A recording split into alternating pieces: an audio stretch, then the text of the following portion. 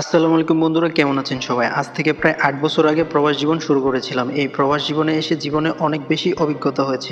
নতুন অনেক কিছু শিখতে পেরেছি, অনেক কিছু জানতে পেরেছি। নিজের উপর নিজে অনেক কিছুতে আত্মনির্ভরশীল হতে শিখেছি, যেটা হয়তো দেশে থাকলে কখনোই সম্ভব হতো না। আর সেই সাথে জেনেছি বাংলাদেশের প্রত্যেকটা জেলার মানুষের আচার-আচরণ, কথাবার্তা, ধরন ও চালচলন। বাংলাদেশের যেই জেলাতেই থাকুক না কেন, প্রবাসের মাটিতে সবাই একসাথেই চলাফেরা করে। কিন্তু দুঃখের বিষয় একটা, আমি আমার জেলার খুব কম মানুষের সাথে পরিচিত হতে পেরেছি। আমার বাসা মূলত ঢাকা গাজীপুরে। গাজীপুরের মানুষ হয়তো মালয়েশিয়ার বিভিন্ন স্থানে আছে, কিন্তু আমি যে জায়গাতে থাকি এই জায়গাতে খুবই কম। আমি আমার এই ৮ বছর প্রবাস জীবনে অনেক বন্ধুদের দেশে ছুটিতে যাওয়ার আগ মুহূর্তে শপিং করে দিয়েছি, এবং তারা মূলত আমার পছন্দ অনুযায়ী প্রত্যেকটা জিনিস কিনেছে। তো আজকেও আসলাম শপিং করতে। একটা বন্ধু ছুটিতে দেশে যাবে। যারা মূলত মালয়েশিয়াতে আছেন তাদের কাছে দেশে ছুটিতে যাওয়ার আগে যেসব জায়গাগুলো থেকে শপিং করতে সবচেয়ে বেশি পছন্দ করে তার মধ্যে অন্যতম হচ্ছে Mydin, GM plaza, Hanif market ইত্যাদি উল্লেখযোগ্য। এগুলো মূলত মালয়েশিয়ার কুয়ালালামপুরে অবস্থিত।